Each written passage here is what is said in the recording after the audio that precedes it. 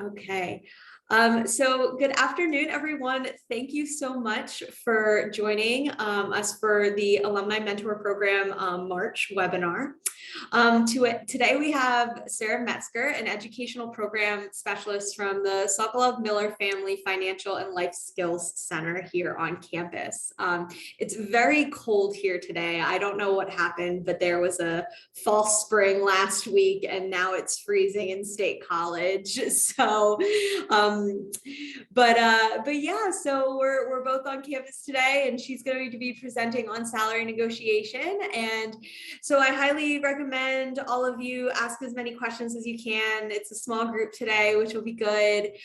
It'll be recorded and put on our YouTube channel for future viewing, but also more so to send out to the attendees who couldn't be here today.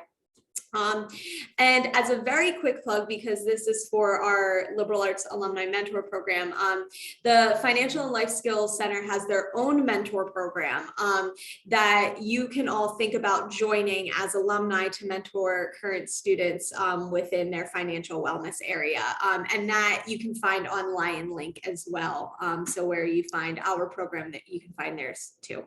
So with that, I'm going to turn it over to Sarah, and I'll monitor the chat, Sarah, as we go through. But like I said, small group today, so hopefully we can have some good conversation.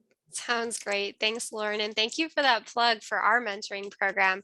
It's really quite an asset. We have a few hundred folks part of it. And so obviously, if you're interested in kind of pursuing a mentoring position with a financial lens to it or a financial angle, by all means, get in contact with me. Our contact information is on the screen here. My name is Sarah Metzger, and I am an associate for the center who will be presenting to you today. I was just telling Lauren, I'm relatively new to the team. I joined in July, but my background has always been in education and student support. So I have found myself very comfortable in this position and enjoying myself quite a bit. The mission of our center is to really empower students and the wider Penn State community with the knowledge and skills that they need to be able to make smart, positive financial decisions for themselves. So as I believe alumni. Yes. Do I have that right, Lauren? We are all alumni. You are alumni mentors. So I'm not sure, when we all graduated, I'll kind of solicit that information from you in just a moment, but perhaps you're familiar with this center. If not, I'll detail a little bit more of our services at the end. And you can kind of think of, beyond the salary negotiation information that I present, how else can you connect your mentees to our services, and how can you help support them in their academic and professional and financial pursuits that they find themselves in while they're students and then post-graduation, depending on that relationship you have or the duration of it, of course. So I told you a little bit about myself. I'd love to know about the crew who joined today. If you could tell me your name, your preferred name or nickname, whatever it may be, maybe the year you graduated, what you're doing professionally. And I'd love to know if you've negotiated your salary, like a simple yes or no, have or have not. If you can unmute, that's fine. Otherwise, drop a quick note in the chat. Let's see who we've got tuned in today. I'll go. This is Dana Lawson. I'm speaking to you from Glen Elg, Maryland, just kind of between Baltimore and DC. I am currently working for a company called Singer EBI. The EBI used to be my own business for a long time, and we went through a big acquisition 3 years ago.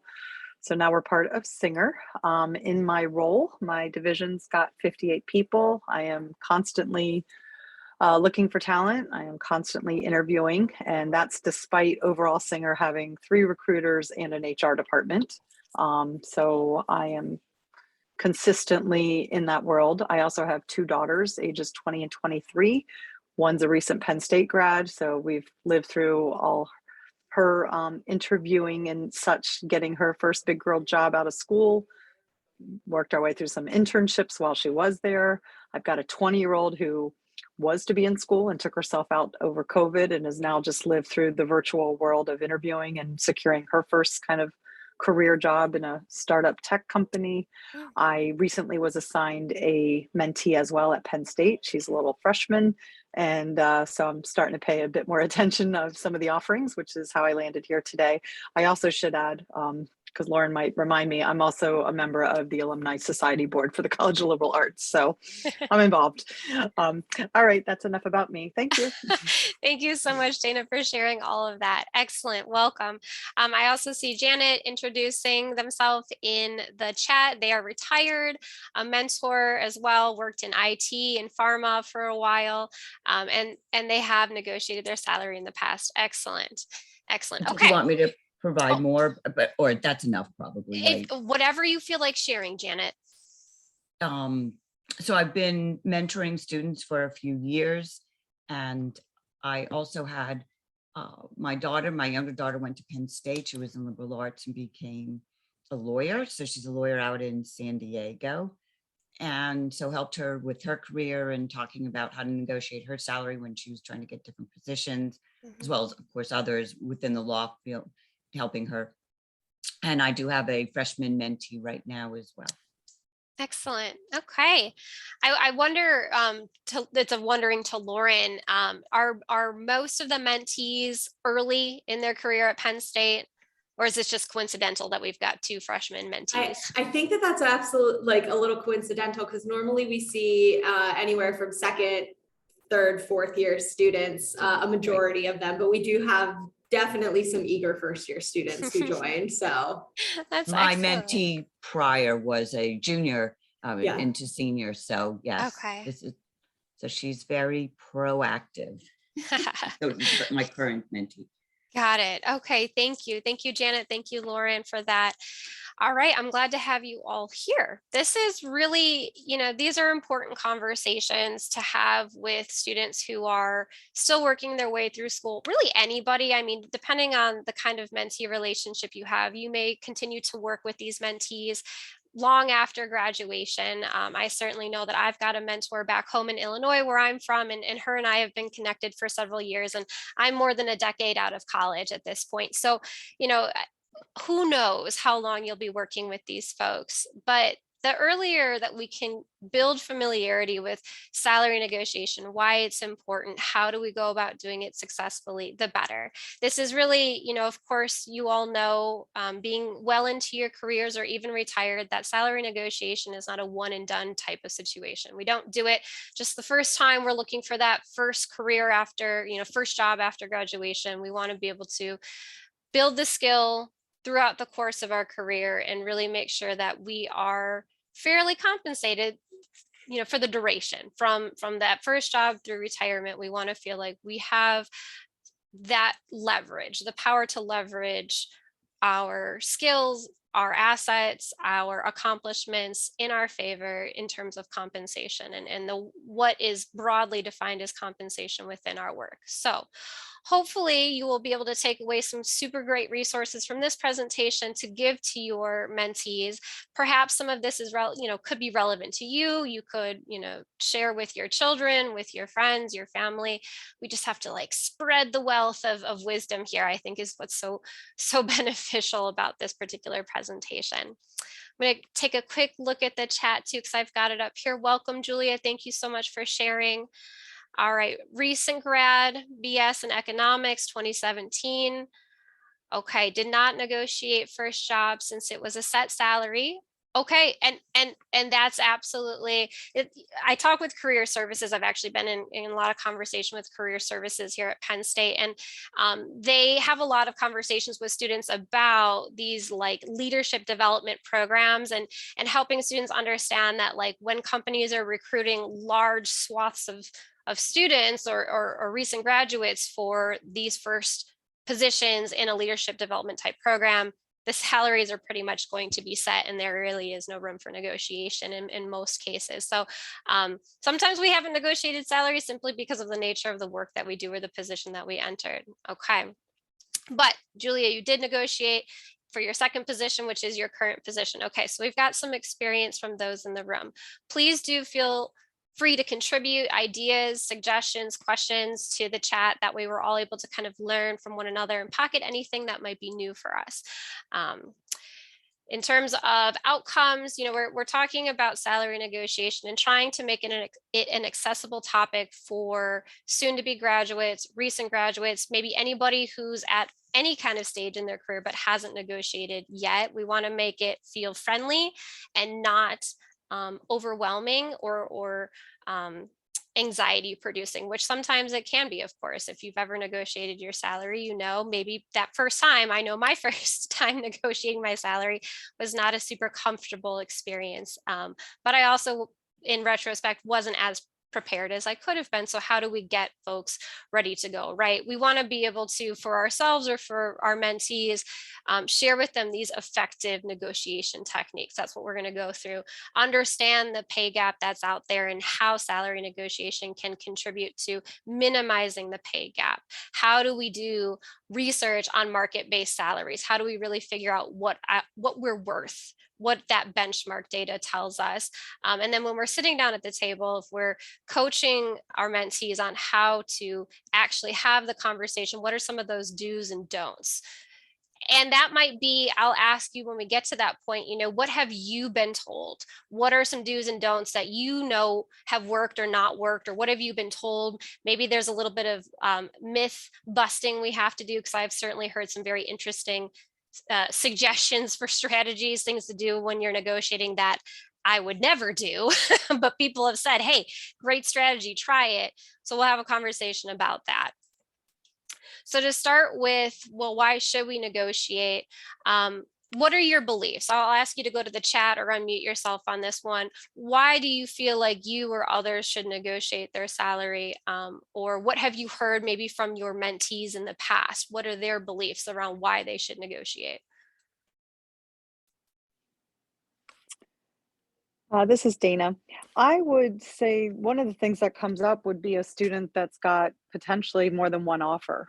And seemingly, I realize all the companies are different, but, a pretty big, vast difference. I mean, I've seen offers for 60,000 coming out of school, and I've seen, maybe similar type position pushing, 6 figures for what seems to be a similar thing. I would also say definitely have witnessed some students that had paid internships, or in some cases maybe not even a paid internship, while they were in school, and then secured the full-time offer. And those students that potentially go with the company that they intern for, they absolutely should advocate for themselves. I mean, they're in my opinion, they are more worthy, or more I hate to say the word worthy. I think they're in a better negotiating position to think that they're not some first level out the door, especially somebody who's interned, say, for 6 months, if not longer.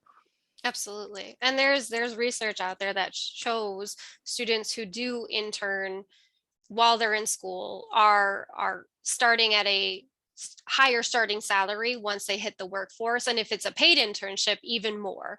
And so that we understand that that's important, professional experience that can be leveraged in their favor. So why not? Absolutely. Good. Julia also mentioned in the chat that there's a salary band, and yes, there's always those salary bands, and companies are going to often come in at the bottom of that band. And so, are the students ready to negotiate upwards to get what they're worth based on various factors like geographic location and education experience and so on and so forth.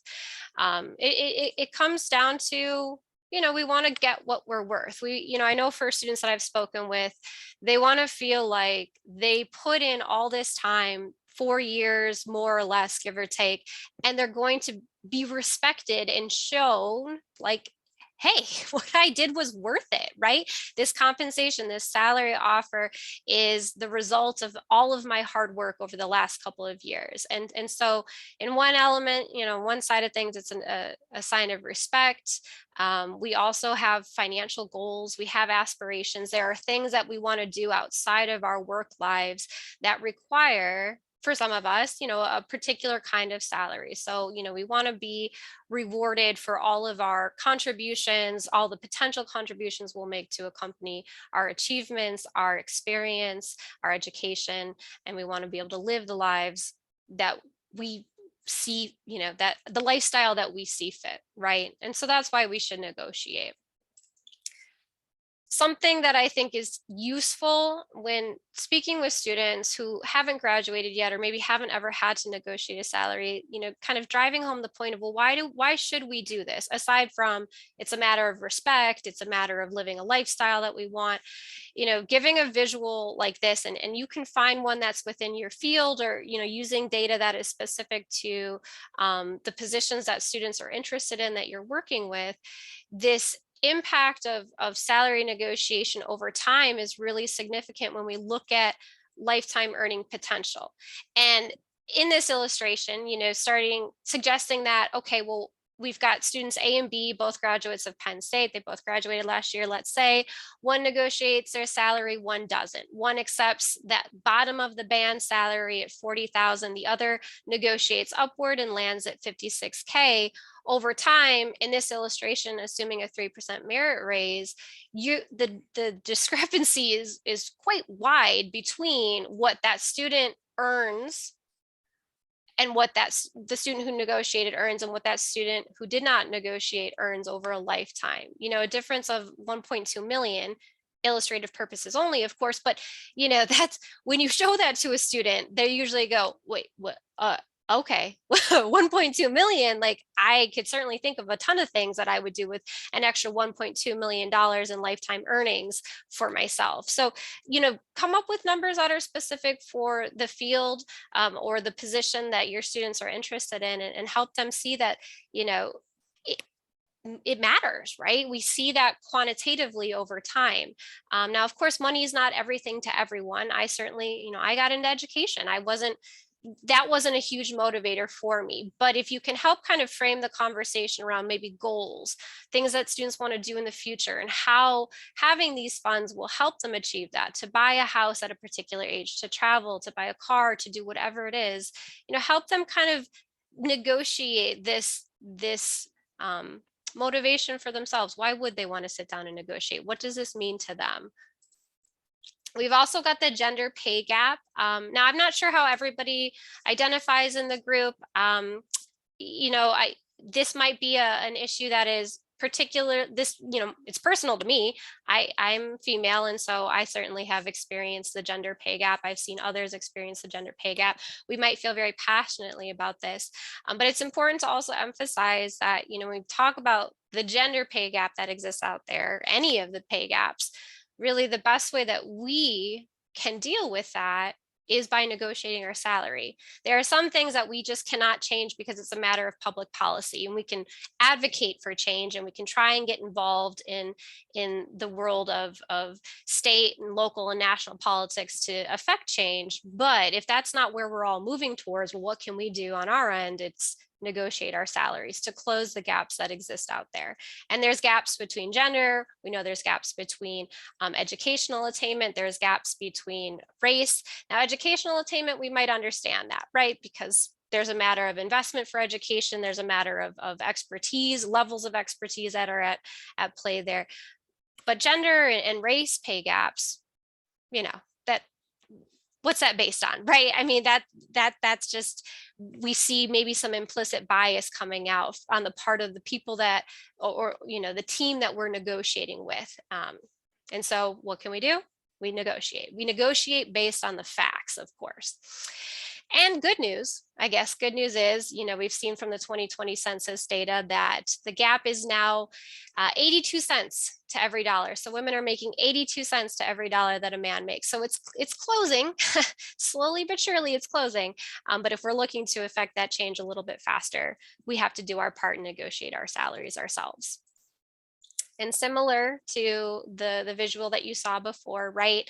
Looking at the gender pay gap specifically, if two students, a male and a female student, equally qualified, same degree, leaving Penn State at the same time or applying for the same position, if that female student is not negotiating her salary, if she's not able to start on par with her male counterparts, we see that earning discrepancy over time played out as well, right? And so exampled here, something to talk about, something to bring to the attention of your mentees if they're not already familiar with it.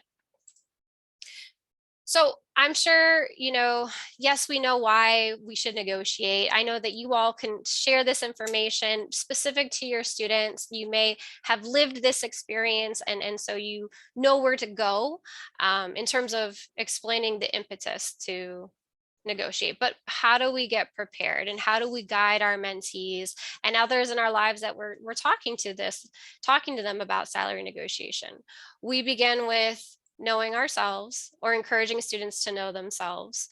And I'll dive into each of these deeper, but just to give a preview, we got to know ourselves. We got to practice expressing our values eloquently, very well. We want to be able to have well-formed value statements, and we want to be able to deliver them on demand in an organic way when we're having these conversations with a company, or with HR, with the hiring manager, whoever you're speaking with, right?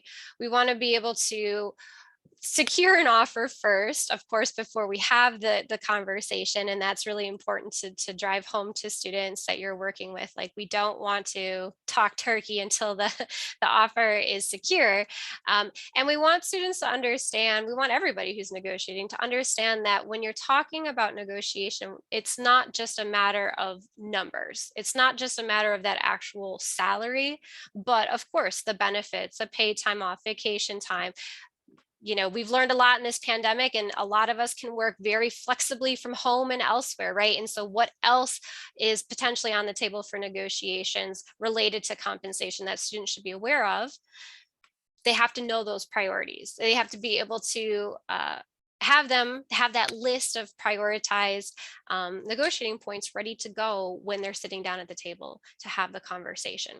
And all of this, of course, needs to be grounded in market-based salary research. So students have to look at that benchmark data and figure out, well, what is their range? What is a realistic range for them that they can come into the conversation with and lean on as evidence while having that conversation.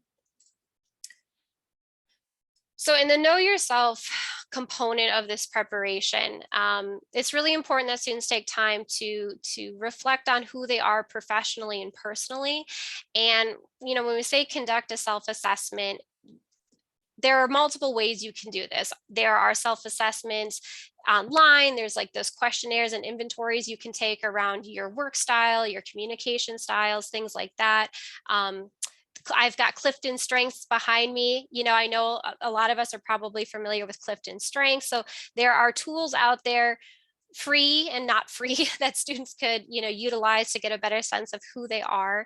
But it doesn't doesn't hurt just to really sit and be introspective and get a sense of how you operate as a professional. And students can journal about that. They can talk about that. They can capture that information however they feel like is most appropriate for them.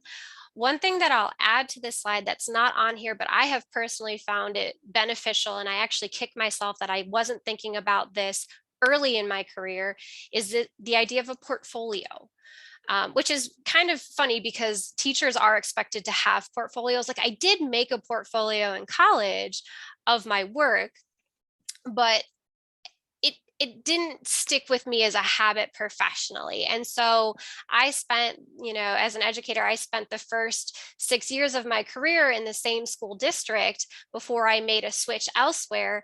And it, up until the point when I was leaving, I had that realization, like, oh my gosh, my accounts are all going to be closed out. All of my Google accounts, all of the deliverables I've ever created, like all of this stuff will be gone if I don't download it and save it for myself personally, right?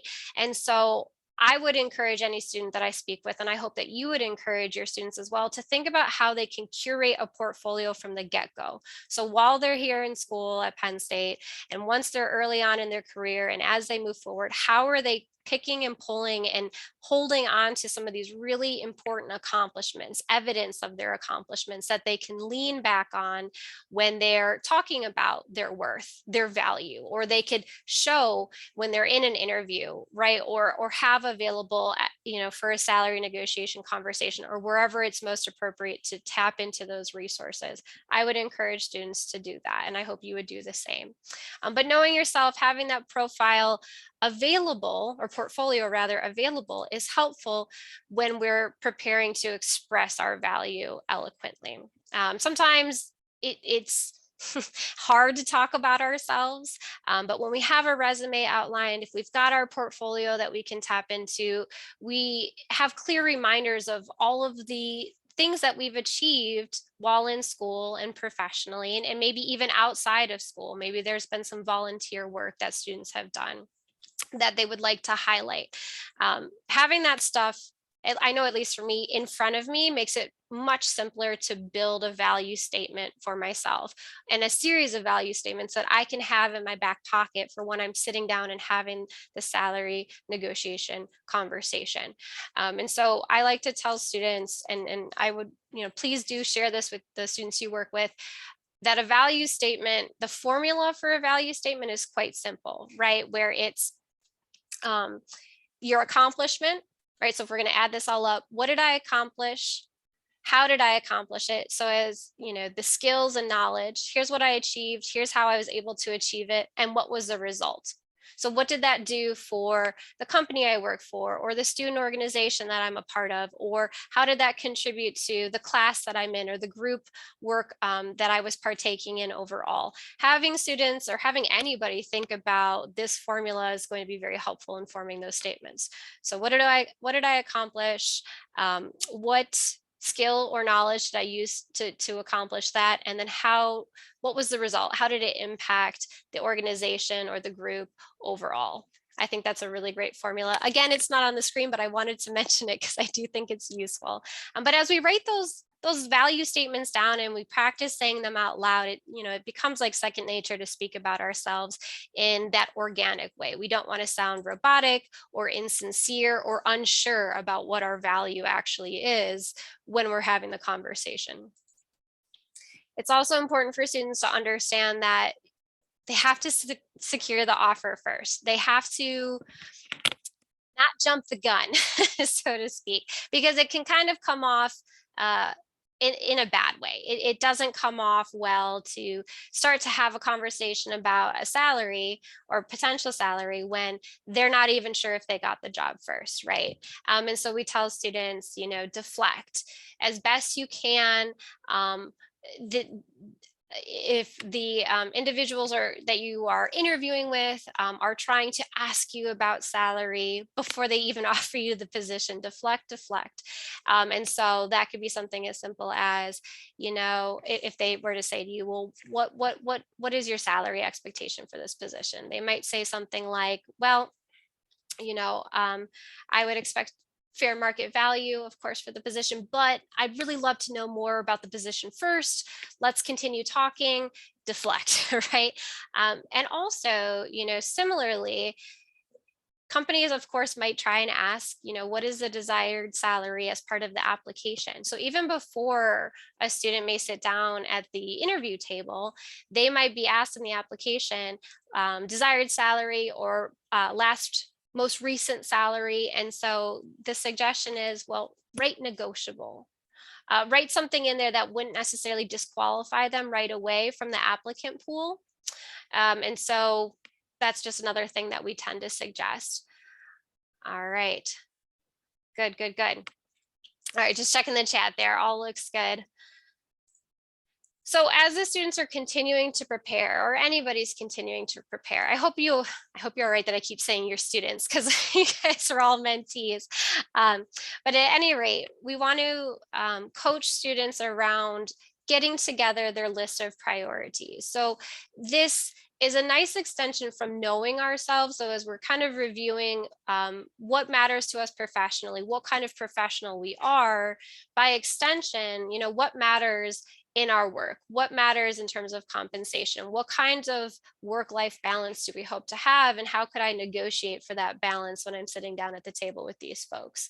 So of course, insurance, retirement plans, vacation, sick time, family leave, the opportunity to advance in their career, whether it's a lateral type of advancement, position change or upwards, right? What are the available opportunities within a company, and what could be negotiated here?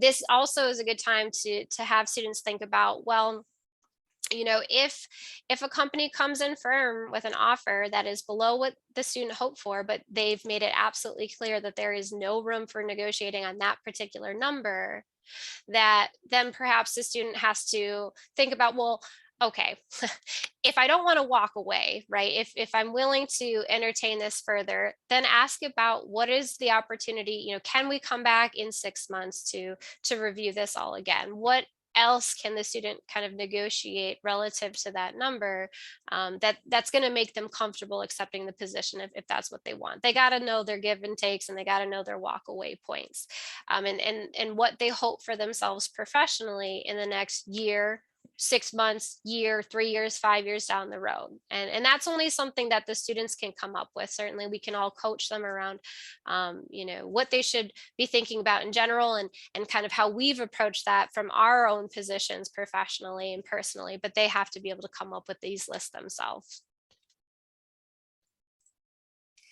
So when we talk about coaching students on the research piece of this, certainly, we don't want anybody going into a salary negotiation meeting and just kind of arbitrarily throwing out numbers or salary bands that aren't based on any kind of fact and are just kind of like, well, this is what I want to feel good, but what is really my value here relative to where I'm located, my education level, the nature of the position, the company that I'm applying to, so on and so forth. So this, at least in my opinion, has been some of the hardest work to do in preparing for a salary negotiation. And I say that because you think that teaching, and I'll use my own example here, that teaching is a pretty straightforward field. You're a teacher. But the trick of it is, of course, when we start to do this research, that, there's so many positions that might come up that are teacher or teaching related, but are so far apart in terms of their compensation levels. So like if I'm trying to do some salary research out there and I type in teaching in general, like into a database, for example, the Occupational Outlook Handbook, right? Or salary.com, I might be getting results for teaching assistants, teaching aides, paraprofessionals, and the pay is different. The pay is different because there's typically different education level requirements associated with that as well. So we have to be mindful of, this research can't be done in a hurry. We want anybody to take their time and really look through several different databases or several different research points to be able to come up with a band that they feel like is accurate given all these different factors. Awesome. Thank you, Lauren, for passing those in there. I appreciate that. I've actually got a bunch more too that I'll share with you all in this handout that I was talking about with Lauren early on.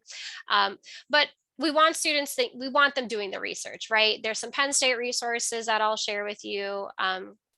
There's other resources, obviously, like the Bureau of Labor Statistics has the Occupational Outlook Handbook, salary.com, NACE, if you're familiar with NACE, the National Association of Colleges and Employers has a salary calculator. I'll give you all these resources to then give to your students, but we want them to be able to consider their different factors, all the things that are going to kind of play into their fair market value and help them establish a range for themselves. So they need to be looking at that career field, the type and size of the employer, the location. I have made a move from Chicago to State College. It's different. It's different, right? The work that I did in Chicago is not necessarily compensated in the same way, as work here in State College. And of course, rural versus urban areas, the pay is going to vary, and we understand that, but students might not if we don't explain it to them. And we want them to be able to do research that is as relevant as possible to the position they're aspiring to, right?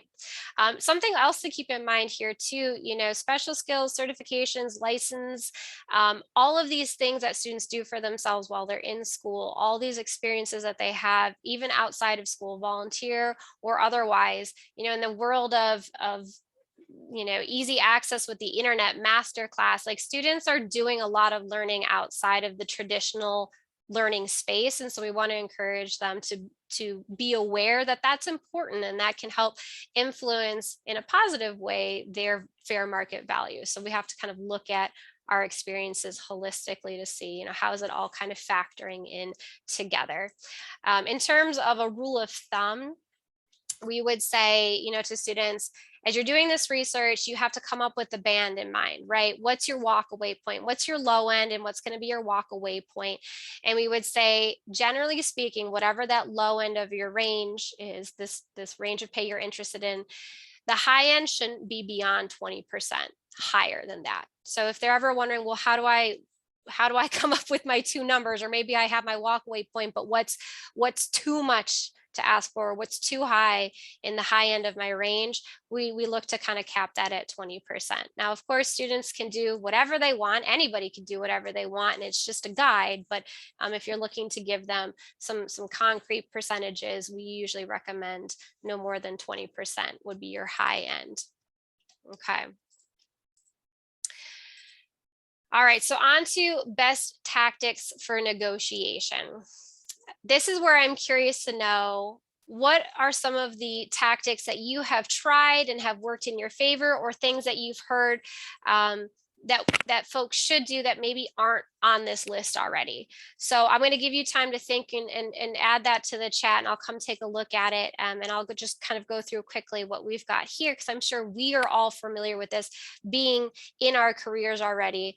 I've talked about timing and deflection. Of course, we want to advocate for appropriate time and place for the conversation, not before the offer is secured. And you want to know, students should know, who am I having this conversation with?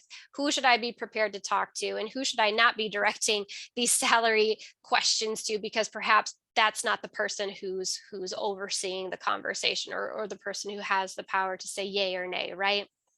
Of course, we want to encourage anybody to speak with appreciation. Thank you so much. I'm so happy to be here. I'm so excited for the opportunity. In the conversation, we like to encourage students and others to start with consensus points as well. So like thinking back to the list of priorities, if the company comes in and they're at a figure that is just really far away from what we hoped for, right?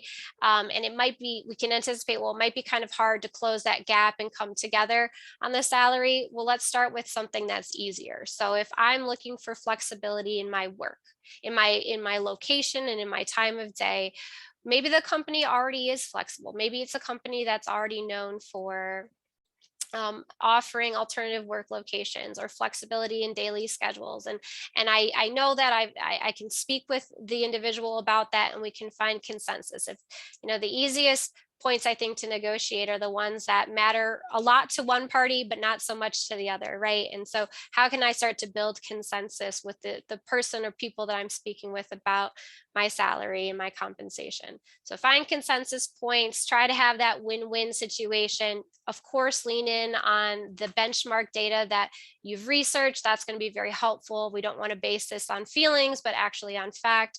And all the while establishing rapport, which of course starts with appreciation and positivity, and just having that good-natured personality as best we can going into a situation is going to help. Positive body language, positive nonverbal communication in general is very helpful.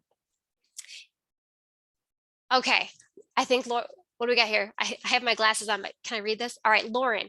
Lauren said that one thing that she's always been told from her own experience, from her own mentors rather, is to not accept the offer right away. Give yourself at least 24 hours to think over the initial offer, and then come back with a counter offer to negotiate, whether it's salary, start date, benefits, remote work, tuition reimbursement, so on and so forth. I think that's great. I think that sometimes there is a lot of feeling of like, I gotta hurry up and make this decision, or if I try to negotiate, what if they take back the offer, right? And of course, there's always a little, we never know what a company might do. There's always, I guess, a little bit of an inherent risk, but we can mitigate that risk if we approach things professionally, and if we approach things from a place of knowledge and research. And I think that's great. 24 hours. You can say to the individual you're negotiating with, thank you for all of this. I'd like to take X amount of time to think it over. If you're negotiating on a Friday, I'd like to take the weekend. Makes it really easy. Nobody's going to be thinking about it from the company. They're not working on the weekend. So yeah, do what have that in your head before you go in, right? And know what you feel like you need. So you're not making a decision under pressure and perhaps moving forward with a company and a salary that you don't actually want, particularly if you've got other offers available, right? Good stuff. Are there any other suggestions for best tactics from the crew here? Things that you know you've tried and have worked or you've heard?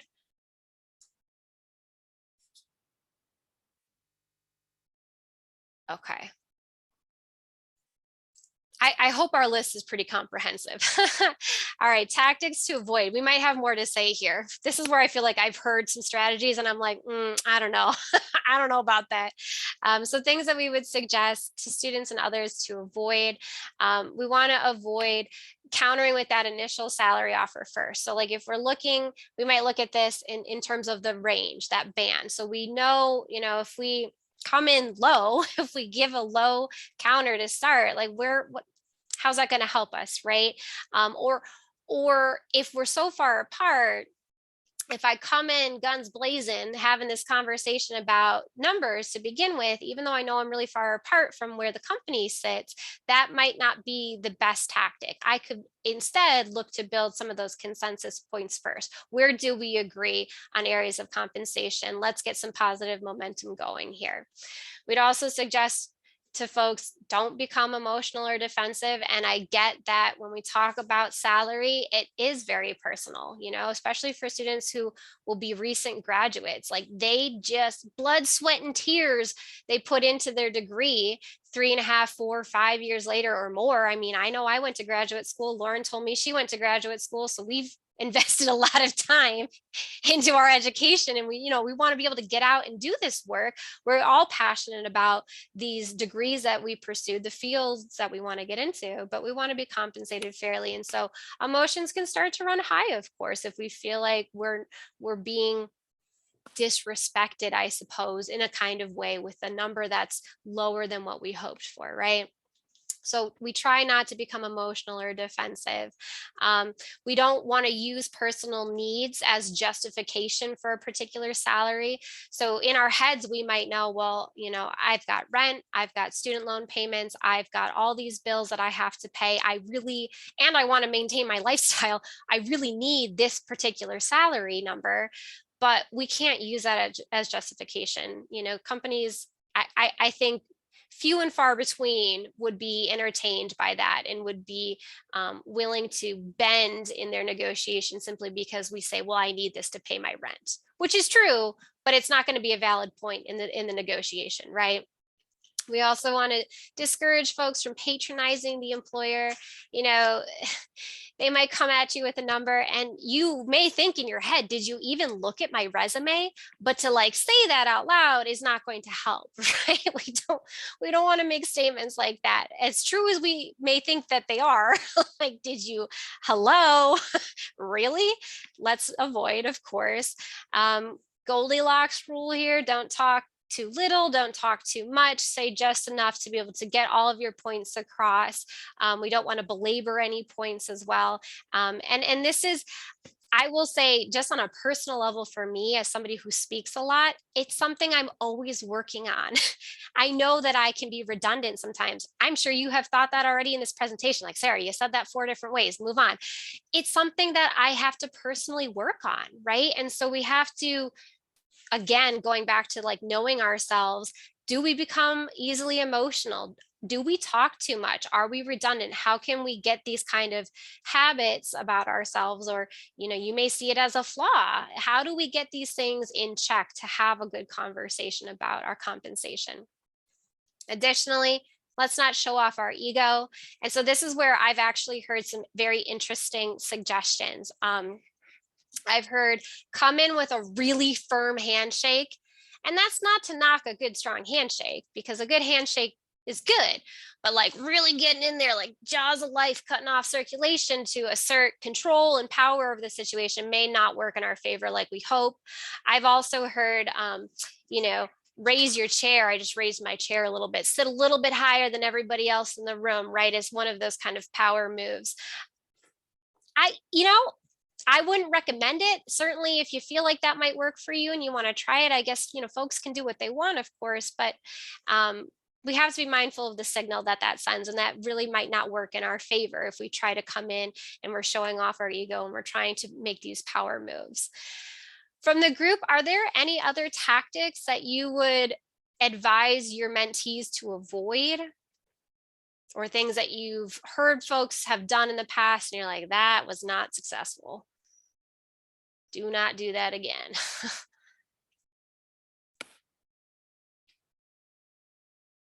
Okay, again, I hope this is a pretty comprehensive list.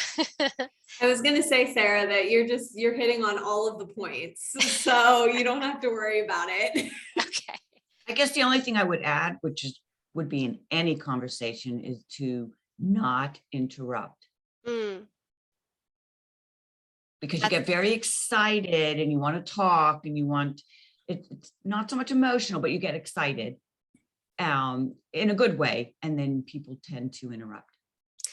I think that's a good point. Being very mindful of the back and forth conversations that we're having, patiently waiting out somebody else's statement, and knowing, like, giving that wait time is really important. And I think using wait time is helpful, as we are trying to control even the positive emotions, right? Because the positive emotions might take over and then we're talking too much or we're accidentally interrupting, and it comes from a good place, but how do we be more mindful of that? I think that's a great tip to suggest to mentees or anybody who's about to negotiate their salary. Thank you, Janet.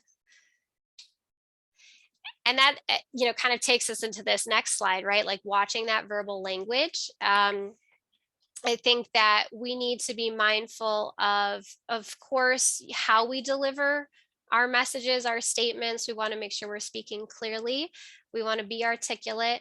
We want to be mindful, depending on who we're interviewing with. In our center, we actually have folks from EPIC coming in to give our students a presentation on global English. We have student ambassadors that work with the center, and we want to be mindful of what we say and how it will land on people. So idiomatic expressions might not land on somebody in the way that you hope that they would. I am from Chicagoland, and there are things that I say that I guess are just kind of like what Midwesterners say, but folks here in PA have said to me, like, I don't know what you're talking about. Like, what do you mean by that? So we want to be mindful of who we're speaking to, and making sure that our language is as accessible as possible. And I'd also say, as a consideration here, practice makes perfect. We might work with students, or we may personally feel like it's important to write down all the things that we'd like to say when we go in to negotiate. And that's helpful. It is beneficial to get those value statements written out, to understand what our expected salary range is going to be, that cut point and the high point, and how we want to phrase that and frame it when we're having the conversation. But I think that it's important to remember that what we write down and how we write it is not necessarily how we speak it out loud. I certainly know that the way I speak is not the same as how I write. I'm a trained English educator. So I've written a lot in my life, and I've written a lot for school, and how I write is not how I speak. And how I speak also varies depending on my audience. So how I speak with my friends versus my colleagues versus you all in a presentation, this varies. And so we want to make sure that whatever we do write down, or whatever any student writes down in preparation for their negotiation, is something that they practice out loud, so that it translates and it does sound natural and it does sound genuine and not robotic. And so I'll suggest here, I think I've got a link in here. I'm trying to look on my page if I've got a link I can send through the chat. Oh, I don't have it up here right away, but I can certainly, oh, do I? No, I don't, but I have it in the handout that I'll send to Lauren. The Career Services Center here at Penn State has a bunch of terrific tools that students can use to practice articulating their value statements and how they would go about having this salary conversation. They have something called Interview Stream on their website. I see Lauren, I think she's nodding her head like she's familiar with it. I think she's looking for that link right now. Awesome. So Career Services has Interview Stream, which is accessible to all students. They're able to log in, they're able to answer some questions, some pre-populated questions. I think the aim is more for interviewing, but we have to talk about ourselves when we interview and when we negotiate our salary. So it's all to our benefit. So interview stream is a great way for students to record themselves speaking about themselves. They can look at the recordings, they can share the recordings with others to get feedback. Zoom is always a good option. Speaking with friends, speaking with you as a mentor, students can practice negotiating the salary, particularly if you are in a field that they're interested in getting into in the future, right? You can help guide them on preparation and execution of the conversation.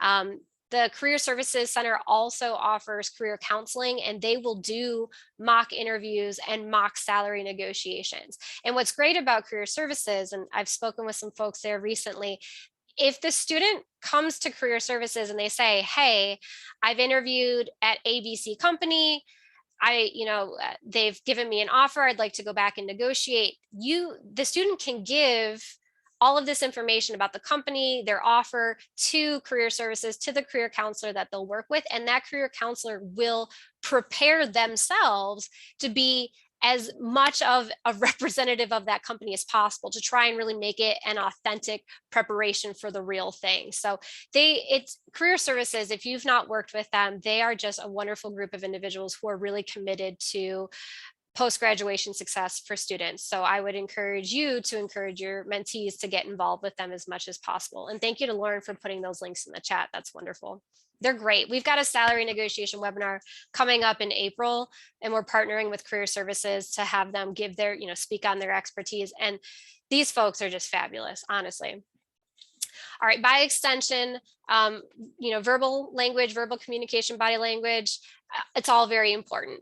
We want to make sure that we're watching what our faces are doing. And sometimes we don't know what our faces are doing until we record ourselves and we look at it, which can be so hard to do.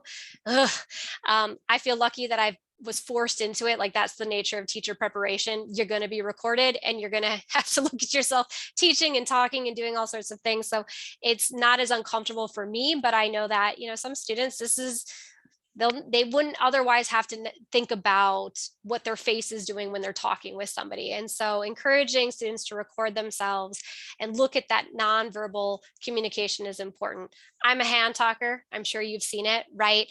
These are things that I have to be more mindful of, given the various types of conversation spaces I might find myself in. I'm doing a lot of hand talking now, but I'm also presenting in a box on your screen. So I try to be like, hey, look over here.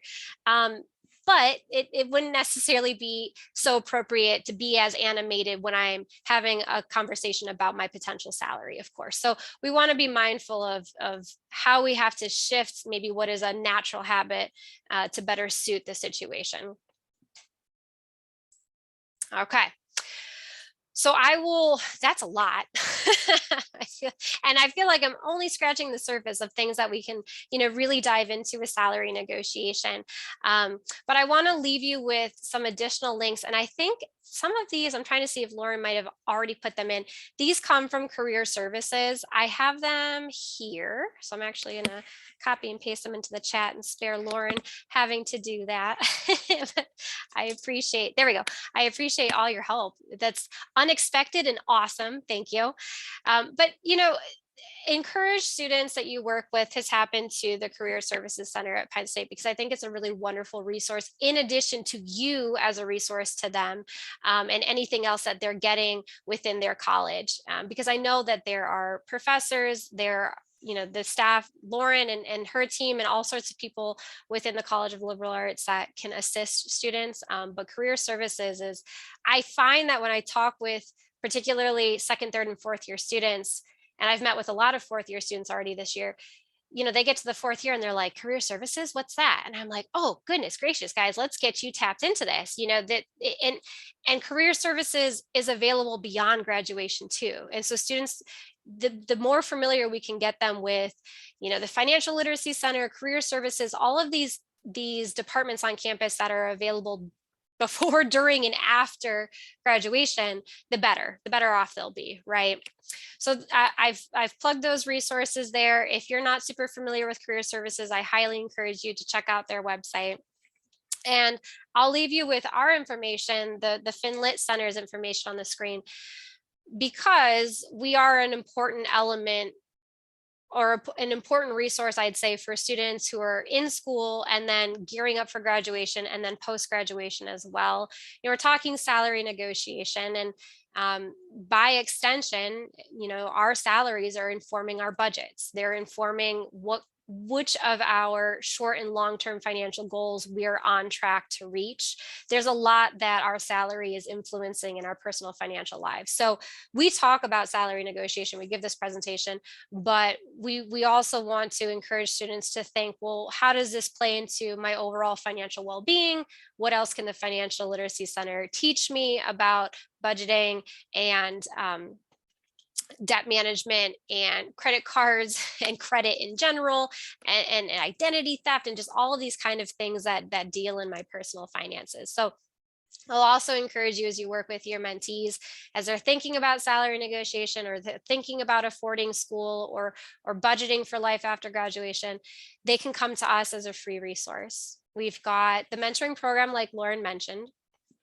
We also have free online self-study modules that are offered through Canvas. So all students would be familiar with how to operate the modules and can learn from them. We've got group presentations. We've got one-on-one counseling as well. And that's one of like our premier resources that students can come to us and they can get their questions answered. They can get the education that they need, that they maybe didn't get in high school or didn't get from their family, on how to deal with their personal finances and make positive decisions for themselves. So that's everything I've got for you on salary negotiation. Hopefully that, if anything, because I know you're all in your careers, you're probably like, I knew this, I've done this, I can tell my mentees about this, which is fabulous. Hopefully, at the very least, you've got some links to wonderful resources that you can, add in with your conversations about salary negotiations with your mentees. That's my hope. And thank you so much to everybody for your contributions. I appreciate it. Thank you so much, Sarah. I really appreciate the time that you dedicated over the lunch hour today to talk about this really important topic. So as Sarah said, I hope that you all got some good resources to take away. I can't recommend enough the Financial and Life Skills Center. They helped me when I was a student. I refer students there all the time.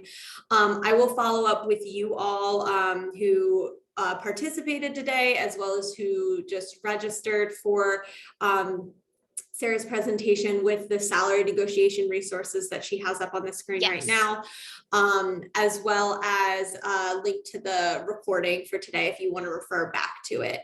And you can always just send your students over to me, and I can connect them over to financial literacy if you're not sure where to send them exactly. So but yeah, I think we're at the end of our time. So Sarah, thank you so much. For those who are here, our next webinar is going to be on April 27th. My colleague Ellen Conkle and I are going to be doing a State of the Alumni Mentor Program, including a reflection on this past year, as well as upcoming changes to over the summer and into the fall semester. So well, I will end it there. Thank you so much again, Sarah. We really appreciate it. You're welcome. Thanks, Lauren. Thanks, everybody. Have a good one. Bye. Bye-bye.